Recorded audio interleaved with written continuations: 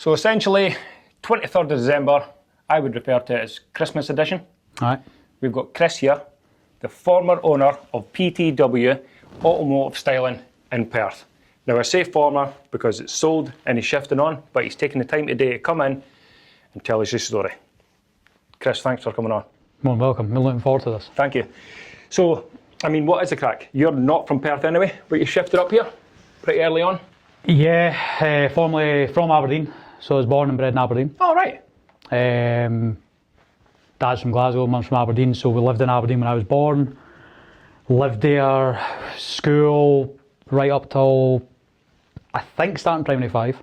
Right, okay. So it was 1998 when we left Aberdeen. It's about 8-year-oldish. So it would have been probably primary, from memory I'm pretty sure I'd done primary 5. So we moved down from Aberdeen, lived in Carnoustie for like 6 months. Right. Done a little bit of school there and then moved to Arbroath. Aye, where you Which spent is quite a bit where of time. I would class, it's where I would say I'm from. If anybody asks where I'm really from, I would say Arbroath. Is that right? Only because I think I grew up there, made all the proper friends, done primary 6, primary 7, That's then where the done high memories are. school. So yeah, I would say I was probably properly raised up or brought up in Arbroath. Right, okay. So how do you go from Arbroath to Perth? How does that work? Probably the age, I didn't give it any thought. So story is, Dad worked for SSE, worked for them for a long time. Very good. He got relocated from Aberdeen to Dundee. That's how we ended up from Aberdeen to Arbroath. And then the jump from Arbroath to Perth came with another relocation package to Perth. Right. So to save our commute backwards and forwards every day, Mum and Dad decided when I was 19 to move to Perth. Right. Gave me the option. Anybody that knows me, I don't give anything any thought. I'm very much just do it, Sounds and what good. will be, will be. Right. And we moved through. I didn't really give it any thought, given I'd obviously, all my friends are through there. I was obviously 19. We moved through. That's an important time, 19.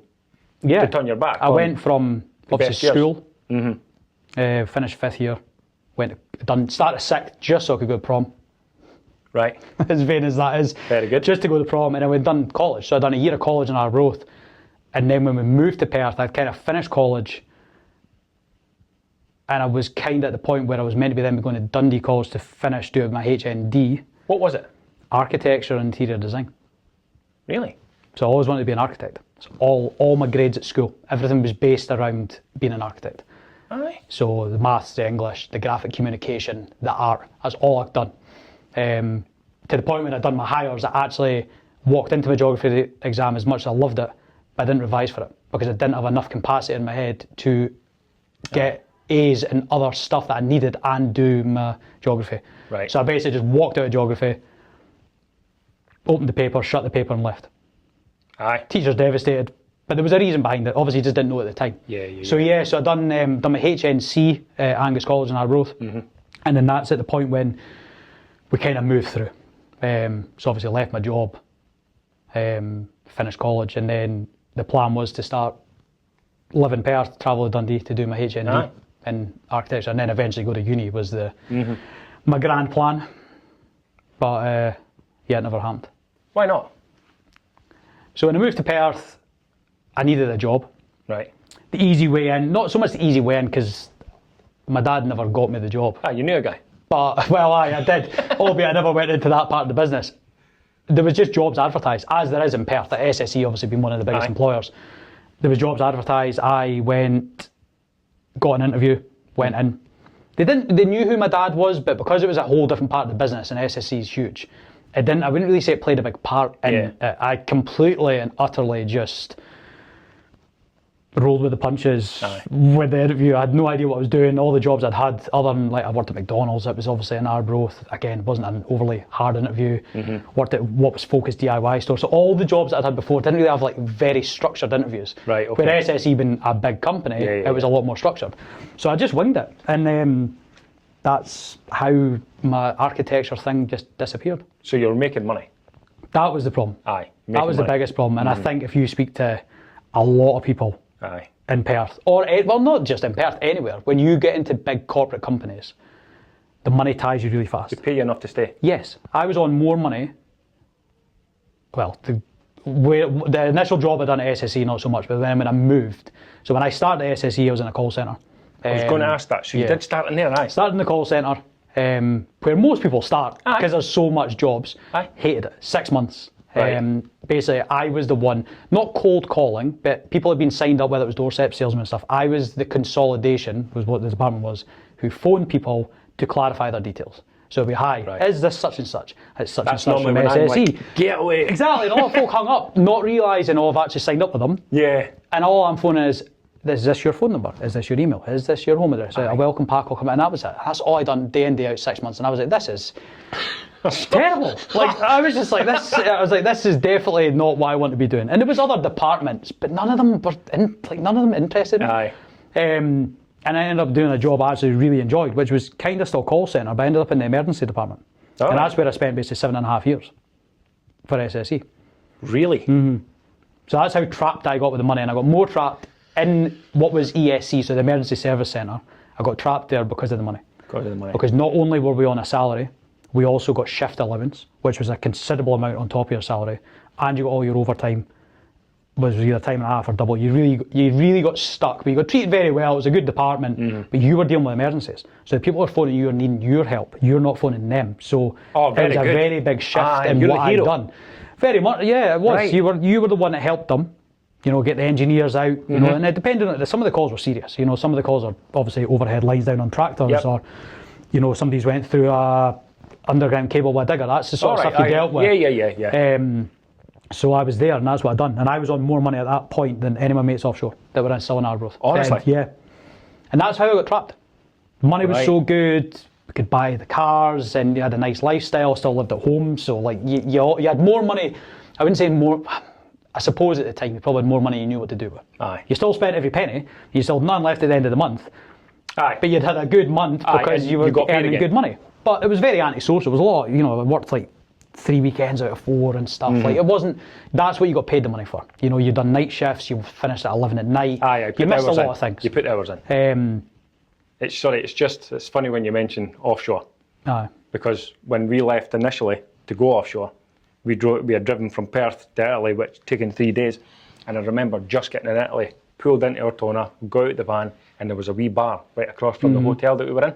So we went across there, we weren't drinking, but we were drinking Coke.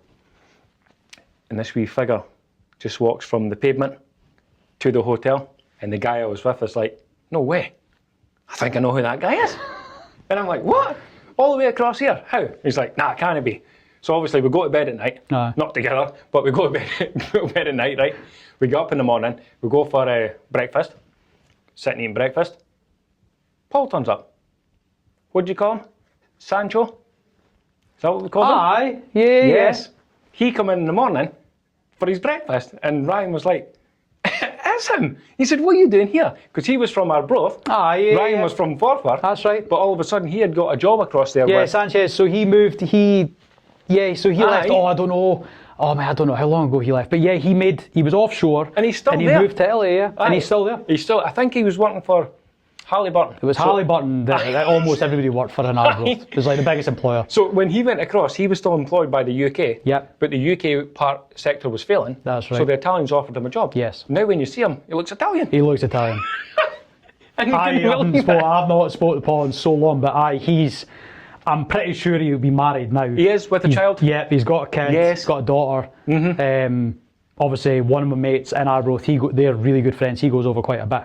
And I spoke to him when me and Carrie were in Rome, and I'm sure when we were in Venice.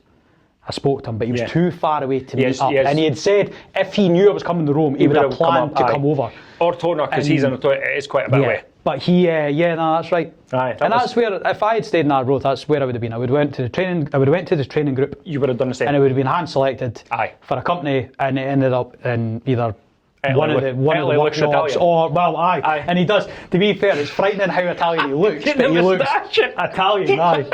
He does, and he looked Italian very fast. To be fair, once he got a tan and a moustache, you would never know. And I'm pretty sure he'll speak pretty good Italian now. Like, yeah, and you know what? He done really well because he's obviously Scottish. Aye.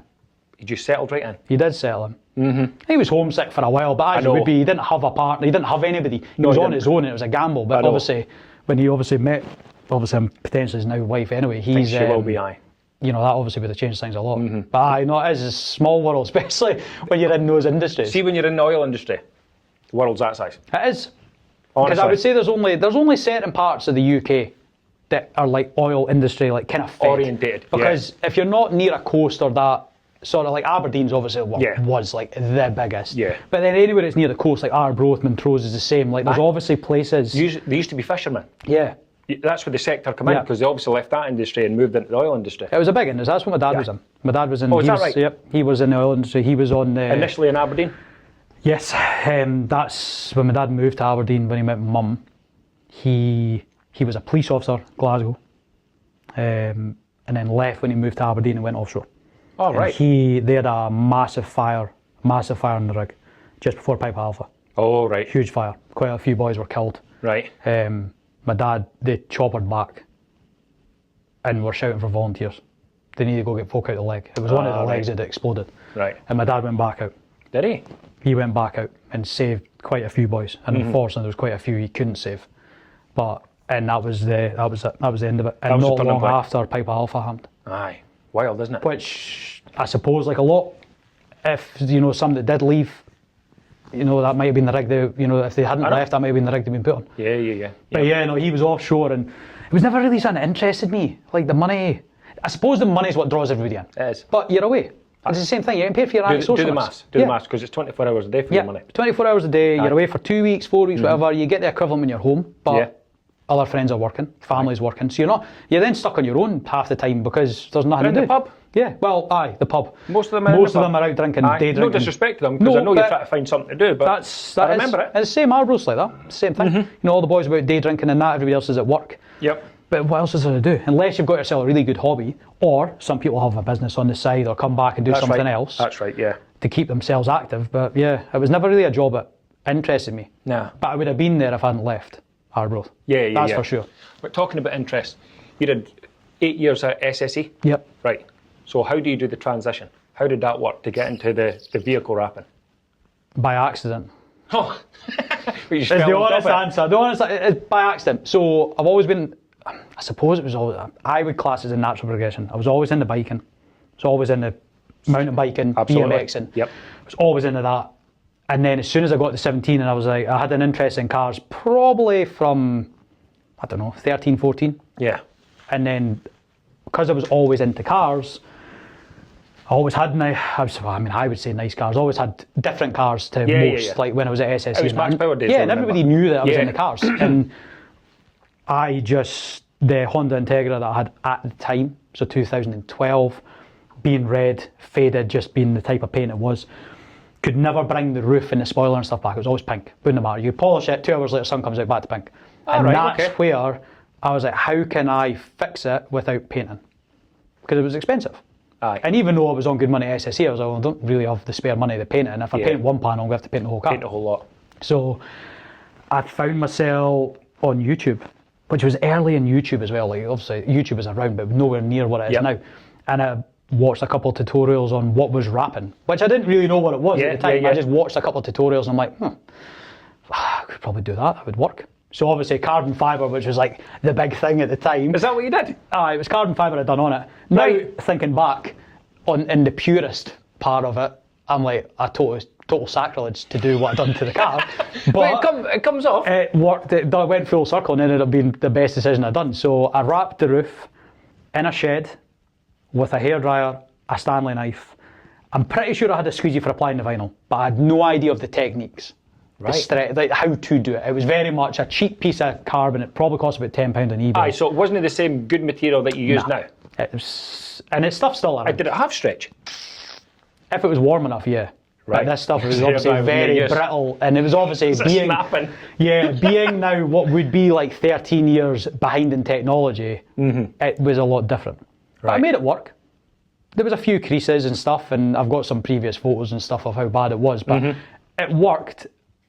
And when everybody's seen it, that was it. Aye.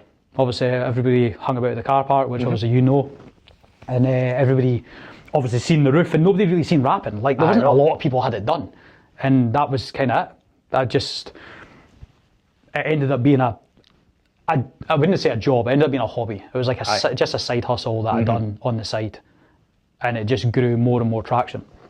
Really? Obviously, yeah. Now, how do you convince people to wrap over paint? I think Does that make sense? At the early time, I don't think there was any convincing. I think it was very much like, oh, that's really cool, that's unusual, I've never seen that being done. Bonnets and roofs? Yeah. A lot of interior stuff. I was doing a lot of interior wrapping, mirrors, small bits. I never thought of mirrors. Because I was wrapping outside, which is what you don't do. No units. You don't wrap outside. Because I was wrapping outside, you were limited to what you could do. Because it's cold, you've got all the outside elements, dust and all the rest of it. So wrapping small parts was easy because you could either do them in my bedroom, or if it was a nice day, I could do them outside mum and dad's house. Right. So that's what I'd done for a year. So big things, I wouldn't really say I wrapped any big things for a year.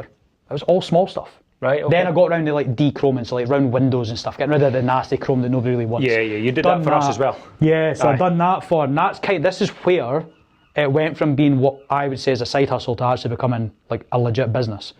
Was my manager at the time at SSE, Ewan, I done his A6. Right. And I'd done it at Callum's, that's got spotless detail, when he was in his little shed in Plockry. So we went up there for the day. Oh, very good. Done his car, took a whole day. They put it in this perspective. The job I done for him took me about 9 hours. I could now do the same job in an hour. So it shows you the inexperience I had at the time. Yeah. But we done it, and it was at that point where I think both Callum and Ewan said, why do you start like a business? Like start something a little bit more serious than just doing what you're doing, because you're obviously good at it and nobody's really doing it. And you're breaking the mold. That's kind of where that would have been. That must have been like early 2013. So I'd been doing it for, I don't know, almost a year. It was March 2013 is when the business was like born. Is it? When it was registered, actually got a logo, took it a bit more serious, albeit I was still at SSE. So. How long did you do at SSE before you did the actual transition? 3 years. Almost 3, it was about 3 years, 3 months. Right. All in. And that was 2 years full-time SSE. So that was finished at 3 in the afternoon, going and doing another full shift wrapping, or the other way around, going and doing a full shift before, starting at 3 in the afternoon, doing my shift. And I'd done that basically for 2 solid years. Basically doing 2 shifts every day, most weekends as well, because I had to. Right. So when I first got started, I got a unit in Arbroath. What? Yeah, pretty crazy. Crazy when you think about it now. At the time it worked. So I was like, right, I've got free accommodation through there. I've got all my mates. A lot of people still stayed at home, but I had places to stay. Meaning, if I finished at 3 in the afternoon, I could go through and do a shift. I could finish at 12, midnight, 1 o'clock, 2 o'clock in the morning, which a lot of times was 2, 3 in the morning. All the boys are around, obviously, as well. So it's a good you could time. get a bit of socialising. And it meant I could crash at somebody's house. I would get up the following morning at the mum, dad's, or their own house, shower, shirt, tie back on, drive all the way back from Arbroath to Perth, start my shift, do the same again, drive all the way back over. Wow. And I'd done that for a year. I managed to do that. I managed to sustain that for a year before I had to say, right, I need to move the unit to Perth because I'm living here. Right, it just worked at the time. It was cheaper, I had free accommodation, I could see my mates, but even though I was young, it took its toll on me doing the amount of running about I was doing. So that was kind of the stepping stone when I registered the business, the first little unit, to then when it got a little bit more serious and was still at SSE and just juggling, and I moved to Lochte in Perth. Oh, you had a wee bit out there as well? Yep. Right, cool. So Callum was already there. He had moved from his shed. That's right. To there. I was lucky enough that I can't remember, it was unit 58 or 59. We're right next door to each other. Yeah. But they were glorified house garages. They weren't huge. They were big enough that you could get 2 cars in, but you could only work on one. And I stayed there for, give or take, another year, the 2 of us. Again, still full time, doing both. And then me and Callum decided, let's just why not take a leap of faith. We'll go together, but still 2 separate companies, but split the bills. That way we could get a much bigger building. Cool. A nicer place to be. And that was 2015. Right. And we moved into a bigger unit. And at that time, were you like full time? No. You up the job? No. No, I was still. I remember to this day the day I quit. And Did you just fling everything off the table? I'm out here.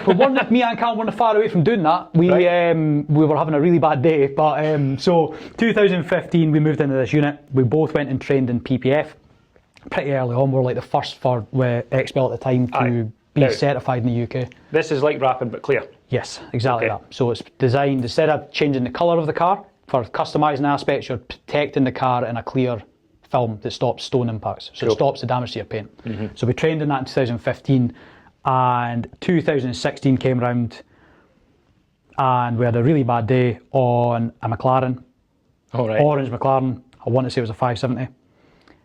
6 attempts to do a wing, and we're running out of time. I'm watching the clock. I'm like, it's near 3 o'clock. Albeit, Aye, 'cause I'm you're just like, I need to across get the to road from work. work. Got My ya. shirt and ties hanging up in the Aye. office, and I left in a foul mood.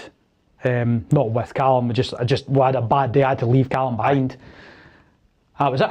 I went in. Yeah.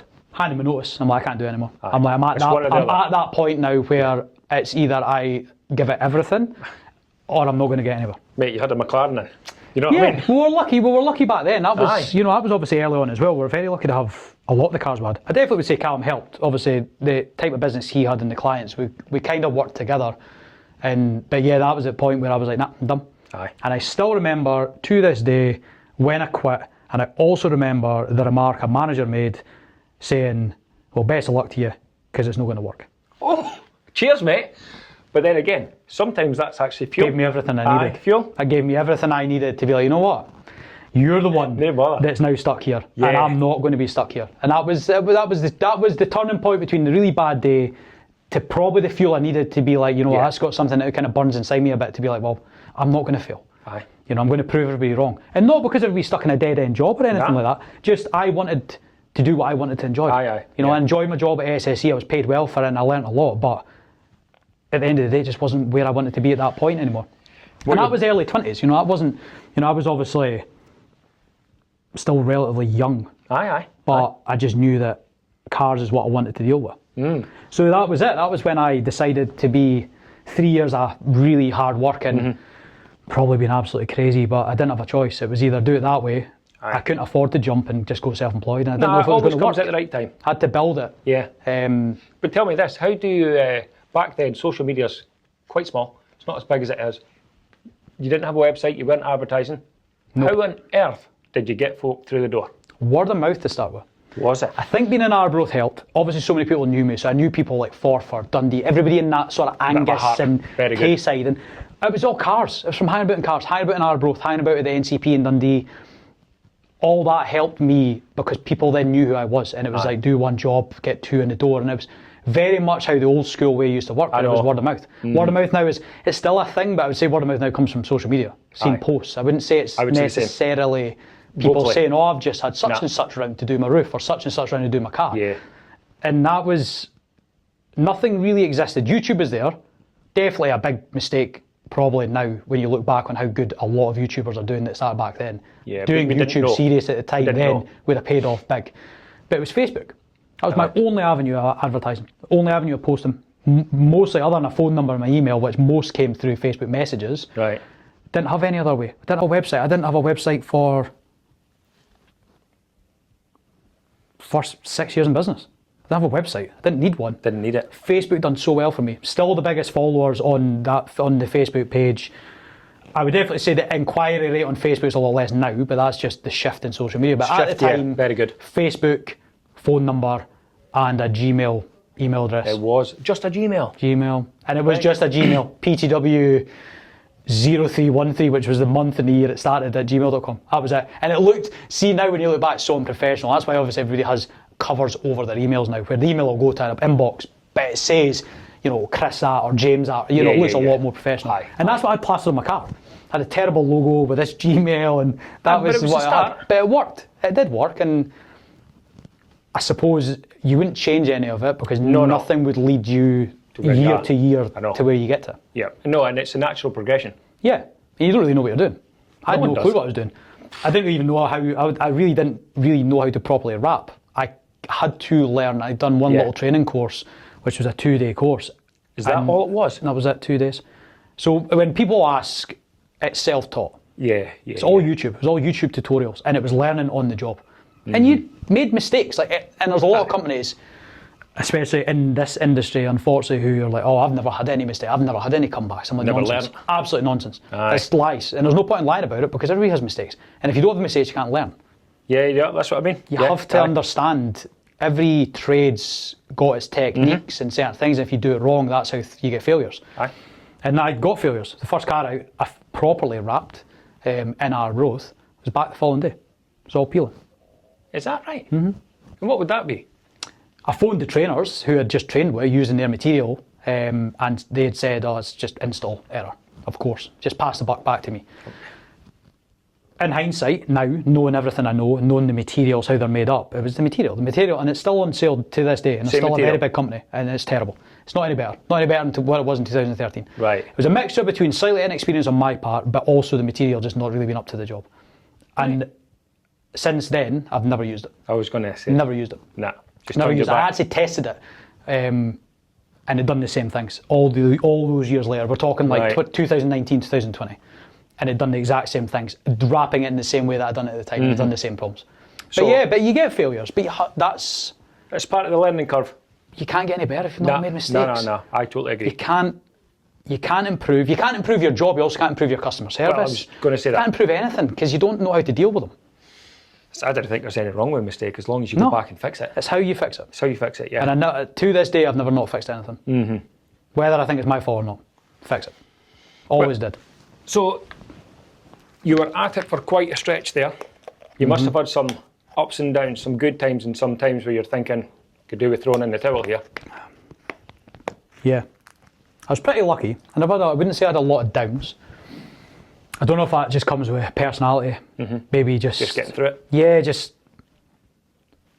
working hard, putting your head down. Maybe just almost blurring it out. Aye. I don't know if that's I don't know if that's a personality thing. I don't know if that's how I was raised. I don't know if that's just something I developed from friends. I've no idea. I don't really know where it came from. Right. I never really had mentors for this because nobody in my family was self-employed. Oh, is that right? Yeah. There wasn't really anybody self-employed, or if they were never successful. And I say successful, not in money, just successful in running the business or keeping it. Yeah. And there's obviously other elements at play, but some of the elements at play from family that I know, they never affected. Not that they didn't affect me, they just never mentally affected me. You never learnt off it. You just right. I never really had anybody to go off the back of. Right. So when it came to like ups and downs, I suppose the downs, a lot of them I kept to myself. Right. You kind of just go on with it. Obviously the ups was the fact that without the business I probably wouldn't have what I've got now. And like nothing like extravagant, but I'm talking like the first house that we bought, then the house we're now in. You know, obviously I would have met Carrie, obviously who's my wife. Yeah. That was nothing really to do with the business, albeit it's right place, right time. But all these things happened when I had the business. So the business to me ended up being, it was more than a business because it's seen me grow in every single way possible, from going from being employed to being self-employed to getting our first rented house to meeting Carrie to getting a dog to obviously having our two beautiful kids. Like all that played a part, and the business didn't cause that to happen. It just seen me grow. So I always had such a positive. I mean, it was obviously tough times, or you have bad days, but I always had a positive. There was always something very positive about the business. Mm-hmm. It was yours as well, and it was mine. Aye. I created it. It was all mine. It was born with me, and if I'd never come up with the idea or looked at YouTube that one night to figure out how to fix my car, none of it would ever have happened. So the positives is probably all that. You know, the business every year grew. Didn't really know how it was growing because I wasn't really doing anything structured to financially make the business do better. It was just turn up, work hard, and that worked. That was it. Basically right up till October 2023, which is when I had my lowest point ever. Ever. And up until then, I'd had tough times, you know, obviously money running low, maybe getting hit with a higher bill, but that is business. Like that's standard. One of the realistic expectations when owning a business, and if you don't own one, you have to understand is that's what happens. Aye. And it normally comes at the worst time. When you're not expecting. You never get a bill when you've got loads of money that you weren't expecting. Or you never... It's not a bill when you've got money. No, it's not. No, you're right, actually. It's not. You don't really think about it. You normally just pay it, file it away, or take a photo, file it on the accountancy system, forget about it, and be like, oh, that's fine. I know. But when you don't have the money, when you get hit by a bill, I feel like, depending on the money you've got, the first thing it's like, right, how am I going to manage this? I know. How am I going to pay this? How am I going to do that? How am I going to put food on the table? I was obviously lucky early on that we didn't have the kids. You know? Oh, right, okay. So we didn't, obviously, you know, obviously the oldest is 4. So we're only talking 4 years ago. So Yeah. the majority of building the business, I didn't have anything. You know, I still lived at home, hadn't met Carrie at that point, didn't have a dog. So it was, you didn't have as many worries, but as you have more responsibility, which you know all about, Aye. it gets harder. Aye. So worry gets on the road, man. It is. Aye. It is. In October 23 was the lowest point I ever had. I've not really openly discussed it with people. So you're a way to find everything out for the first time, because I've never really told many people. Probably only the closest people to me know, because there was no reason to tell anybody. Because I was ashamed in myself because it got to that point. So October 23, for almost a year leading up to it, my mind was set on something else. I will not get into it too much, but I was dabbling like financial trading, and I was putting a lot of effort into it, and that was my downfall. Because I took my foot off the gas with the business, morning and night. I was up 5, 6 in the morning trading. I was working at night trading, learning, and I'd never done anything other than just turn up at work and do the bare minimum and leave. Right. And I thought it was all okay.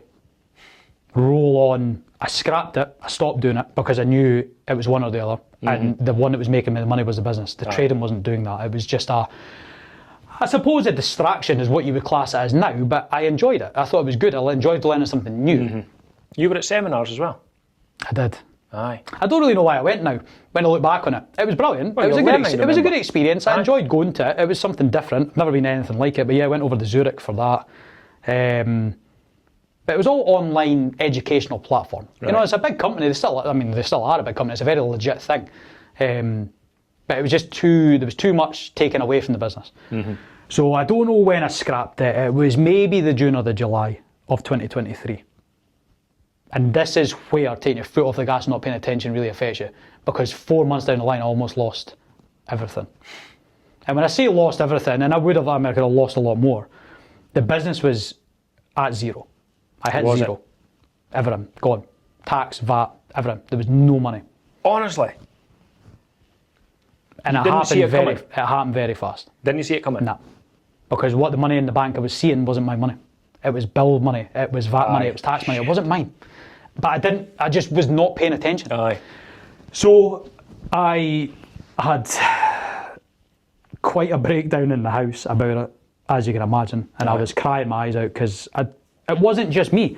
Poppy May, obviously, who's our oldest, she was obviously still really young. We had the house. You know, we had the cars, we had obviously the cars on finance, we had bills just like everybody else, and I had the business bills, and I'm like, I said to Carrie, I don't know what I'm going to do. And it's on your head as well. It was all on me. Still sole trader, wasn't limited. Yep. So obviously there was more responsibility on me, and I had a proper breakdown in the house. And I think rightly so. And I blame myself, and I still do blame myself. Like, there was nobody else to blame. It was my fault. It was my fault. It's your fault, aye. That is, I suppose, a good quality to have, because nobody else's fault. And if you don't blame yourself, who are you going to blame? That's what gives you the motivation push to get back at it. So that day came, couldn't tell you what day of the week it was, but it was the worst day of my life. I phoned everybody. Landlord, wanted to close everything off. Had no money to pay anybody. You were pulling the plug? It was going. Oh, right. I thought you were going to ask for leeway. It was going. And I was done, because I was like, there's no coming back from it. Right. I was like, I can't pay any bills, so how can I come back from it if I've got no money? Had next to no jobs lined up. There was next to nothing in the diary. October actually, and I never knew this at the time, I never really looked back on finance. You looked at a financial year as a whole, and you always knew you were growing. I never really broke it down to months, because you can break it down to months, days, weeks, whatever you want on the systems. Now, I broke it down afterwards. In October, notoriously every year from 2013 was always my worst month.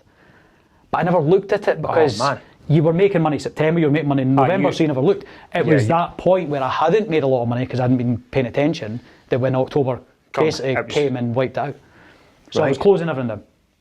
And I don't know why, and I thought, I'm going to give it 2 hours. 2 hours. What was in my head? I don't know why 2 hours. Just give it a minute. All the days leading up to it, all the weeks leading up to it, none was making a difference. The money was going that way. Any money coming in was still just disappearing. It was just keeping. And I gave myself 2 hours, so like the last part of the day.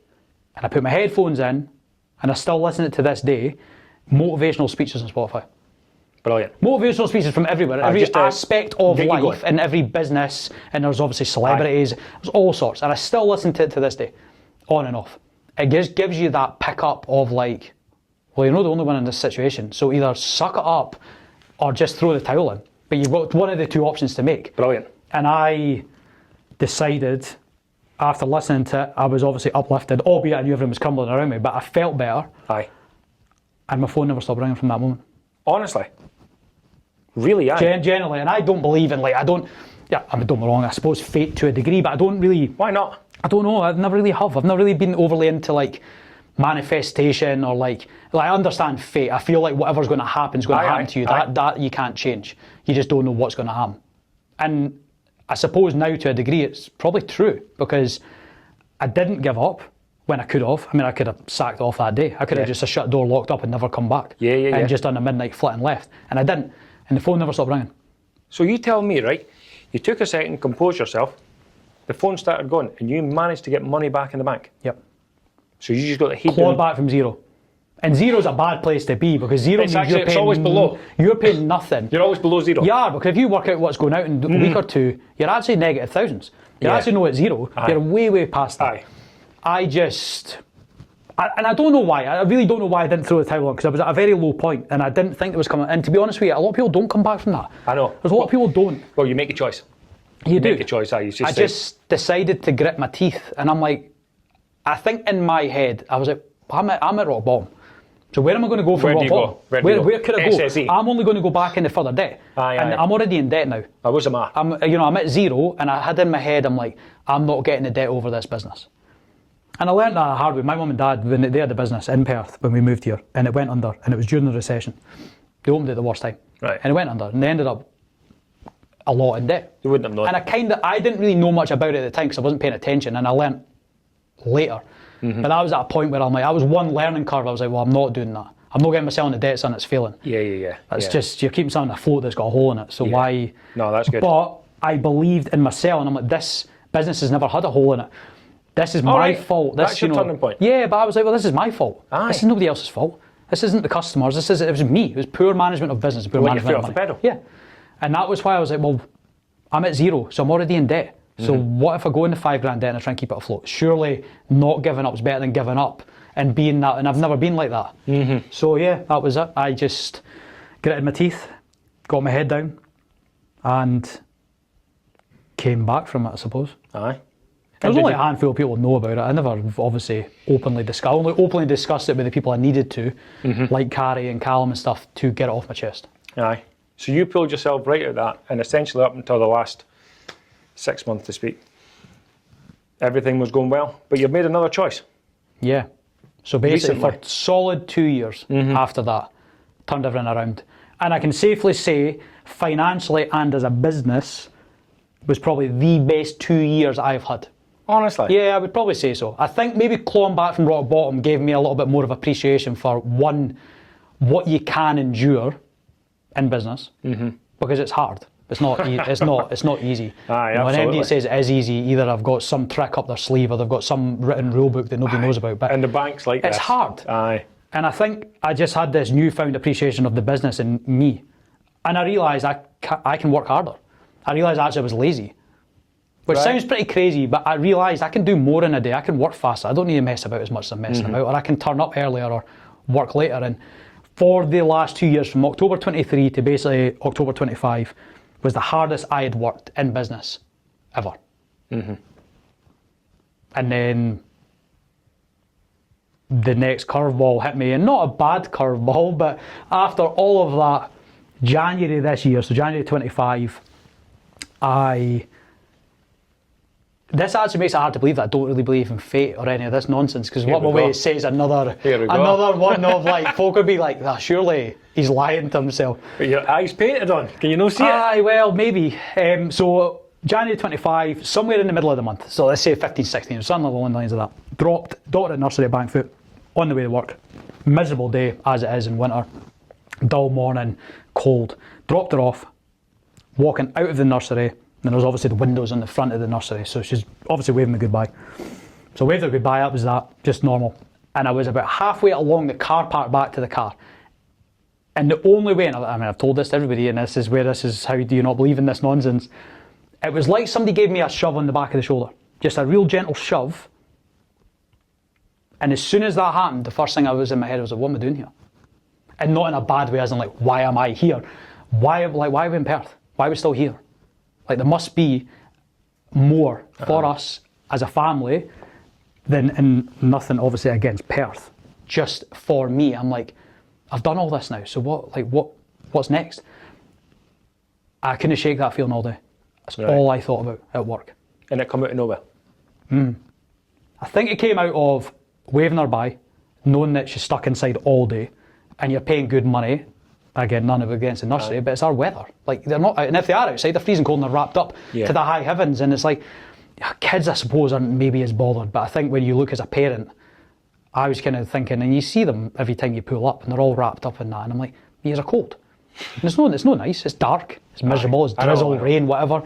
And that day I went to work, and the business was doing well. It wasn't like the business was failing, there was nothing wrong with the business. I just was like, that's got to be more. It's got to be more for us. And what more was at that point, I had no idea. Yeah, you just questioned it. That actually came later in the day and night, where I found myself on Spotify, yet again, amazing place when you want to just listen to stuff. And I can't remember what I Googled, but I kind of like Googled like moving abroad, because I was like, when I said there was obviously got to be more for us, it wasn't in this country. Yeah, you're thinking of the heat and the sun. Yeah, I was just thinking like better lifestyles. Yeah, like everything, like the economy, the weather, the family. Aye. You know, like everything. And obviously, I found myself looking at Australia. That's where I ended up kind of navigating to. Right. And I feel like that's quite a generic thing, and I think that comes with. Well, it's like living here, but with the sun. Yes, and it's very much like Britain. Aye. You know, if you've been there, because it's a British colony and stuff, there's a lot of similarities. Speak English. Speak English is the biggest thing. Aye. Don't need to worry about international schools and stuff like that. But so yeah, Australia, and I went home that night, told Carrie I had something to speak to her about. How did you drop the bomb? Literally just dropped it as a bomb. I said, we need to move. We need to move. I was like, we need to move away. Right. And that was it. I was kind of as subtle as it almost was. We were just sitting in the living room, kids were in bed, and for the next 4 or 5 hours, that's all we talked about. All right, okay. And that was she on board? Yeah, it came out of the blue, but she was on board because I think she agreed with most of the things I said, and I definitely think the kids shift that perspective in you. If we didn't have kids and it's all the business, we'd be doing all our city breaks we used to do. You'd be just living a different lifestyle. You'd be getting that time away. Yeah. Aye. And I think that was, why she was on board. Right. So that was it. And I would safely say for the next 3 solid months, every night, well, to this day, I used to watch a lot of automotive YouTubers. Right. Companies, people, influencers. I haven't watched a single one of their videos since the moment I started looking into Australia. So since the middle of Jan this year, when I used to watch all their stuff every week, I haven't watched a single one of their videos. So you've shifted your attention? Yeah. Like, it was all about Australia, everything. Learning everything, making sure it was the right decision, and it was a very educated, it wasn't everything's a risk, but it was a calculated risk, not like a gamble. So that was it. So from then till about March, I applied for 66 different jobs. Really? In the industry, so in the wrap industry. Not everybody looking, that was me doing a lot of research, finding the good companies all over Australia, not just in one particular area. So you want to stay in the same field? Yeah. Cool. So, same field, slightly different job. Slightly went over in April, worked with an amazing company in Perth in Australia. They offered me a job. Kind of through the supplier that I use, I was quite lucky that they helped reach out to try and find people. They'd been offered a couple of jobs before then, kind of, never really fell apart, but the visa process is quite complicated and very expensive. So a couple of companies, I think, maybe just got a bit scared. And it's a lot of money, like rightly so. Like you're investing a lot of money in somebody who might not actually get over there, and you don't get your money back. So I went over in April, worked for an amazing company, absolutely loved it. So I went myself, left the kids and Carrie behind.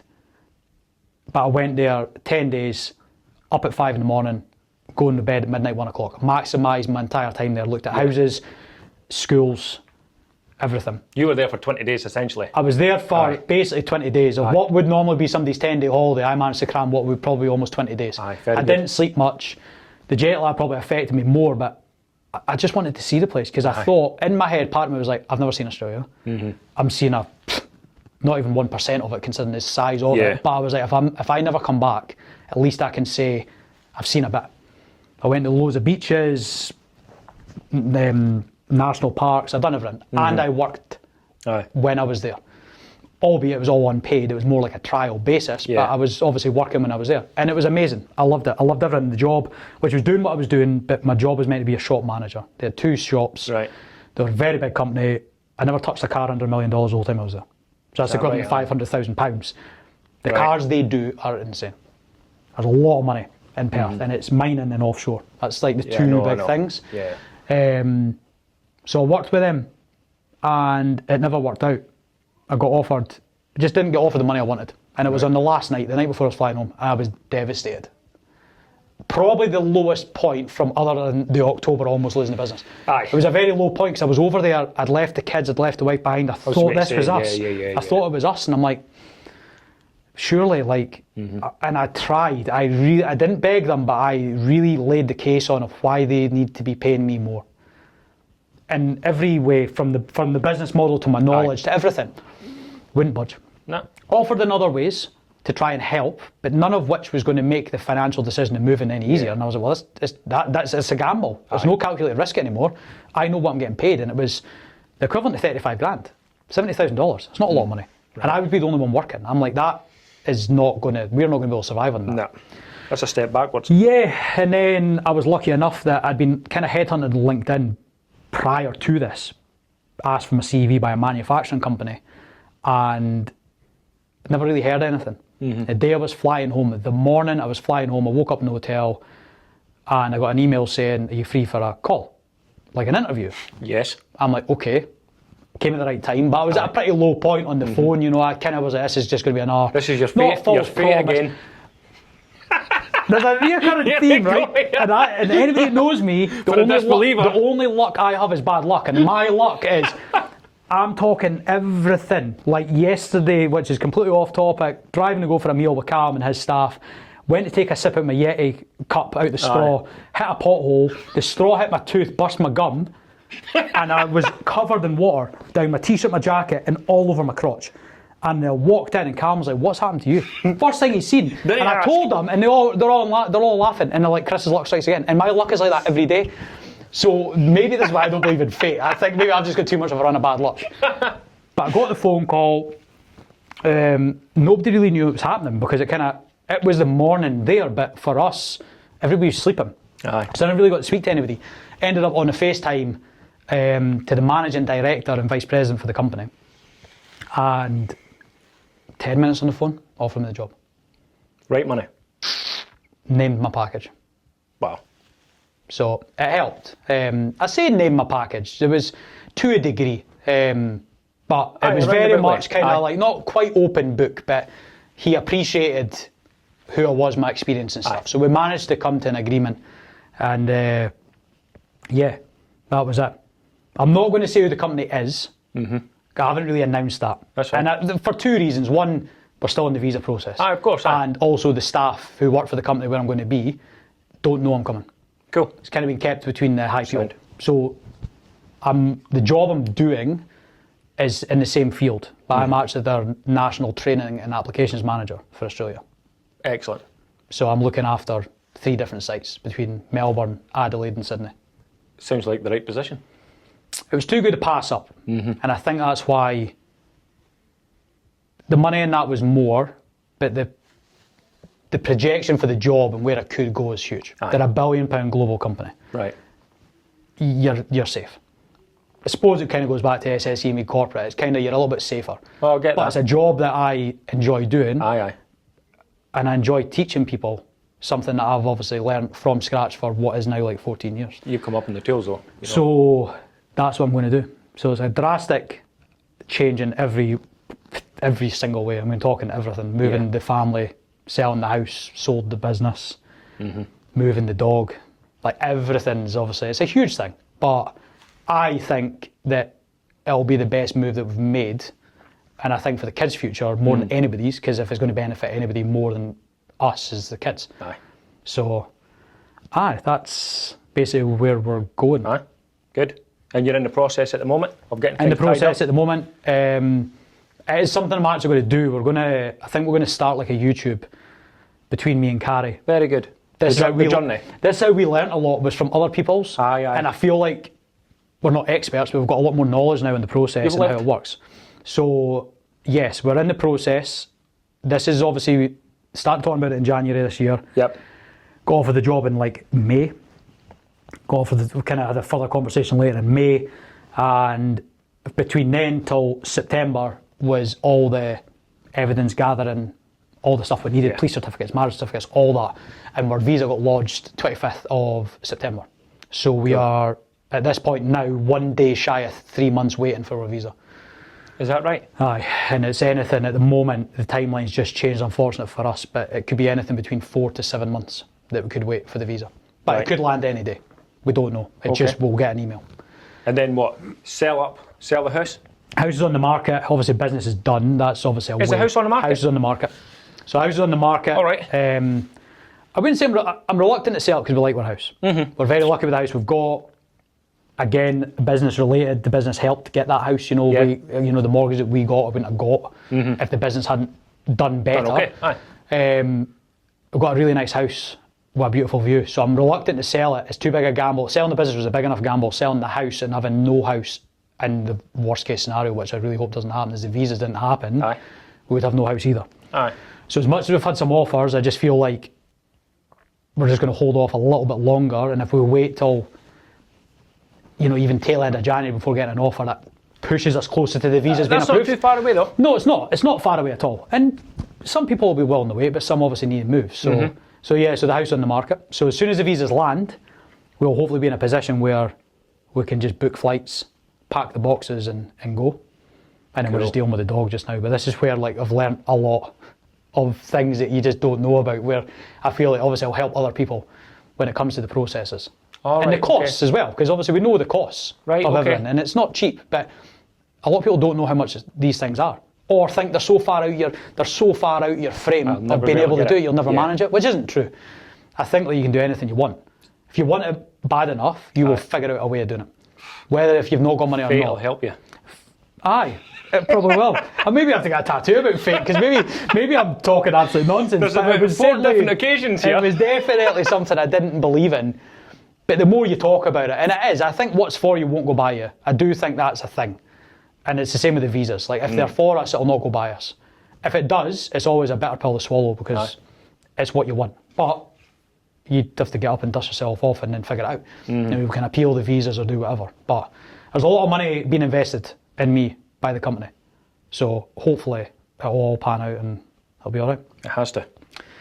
Aye, it kind of does. Otherwise, I don't know what I'm going to do. Maybe I have to go and retrain to be an architect or something. Oh, fate would have it. Well, maybe, aye. I don't know if I fancy going back to education now. I think going back to education with having 2 kids and a mortgage might be difficult, but people do it, so you never know. But aye, so that's my journey. From, well, I say being born, but from Aberdeen till now. Right at the beginning, man. It's quite a journey when you lay it out. You don't really think, I suppose like most people, you don't really think about your life. Because you're in it and you're busy, you don't really go back to really rewind the clock to see how far you've come. But you've lived, man, that's pretty decent. And I think I suppose it's a good thing to go back and look at, but I suppose you just have to be in that frame of mind, or something has to have happened for you to go back and realise, appreciating everything you've done and the right and wrong decisions you made, because all your rights and wrongs actually lead you to this point. Absolutely. Is there actually any wrongs? Really? No, it's learning. Exactly. It's not wrong. Exactly. So if you've done something perception. wrong or you've made a mistake, you have to take it as it's a learning point. Aye. It's not, you can't beat yourself up about it.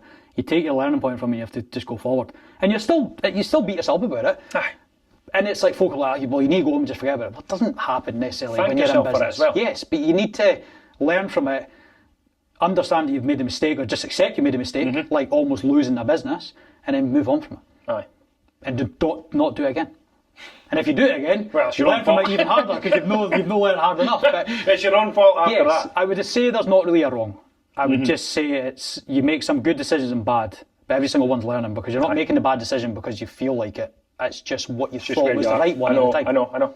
It's only until you know more. So aye, that's it. That's the journey of me and PTW, and shifting on now from Perth to Perth. Down under. Well, it's not even Perth. It's going to be Sydney. We're going to this time. Right. That's so the job is Sydney. Perth's where we went for that one. And Sydney's beautiful, but I've never seen it in person. But I've seen Perth. But if it's anything like Perth, which I've heard is even nicer, and it's where everything happens, then great. If that's where we stay, I don't know. but that's where we're going, and we'll see what happens. Time will tell. Aye. Well, I'll tell you what, see for the Christmas edition with Kris Pratt, PTW, and his journey from the beginning till now, that's been a pleasure. It's been good. I've really enjoyed that.